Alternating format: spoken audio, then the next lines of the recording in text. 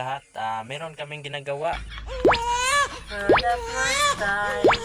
Kahit anong oras na, madaling ating gabi na, meron kaming ginagawa ng mga project ng pamangkin namin. Ito, may natapos na kami. Kaso lang dinala yung isang pamangkin namin kasi ayaw na iiwan pagka masira. At ito pala kasama ko. Ito.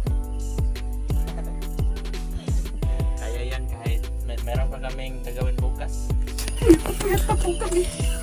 Gagawin namin lahat para lang maipasa ng pamangkin namin yung yung project nila. Ito.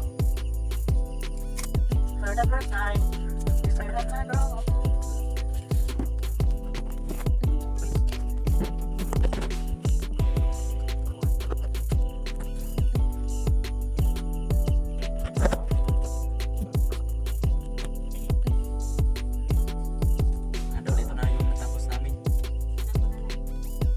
Dito ay isang recycle flower vase. Busy sa kanya ang ginagawa. Kanina pa yan. Naunahan pa ng pangalawa. Maraming salamat sa panonood ng aming video mga idol. Yan, ayaw talaga pa. Hey!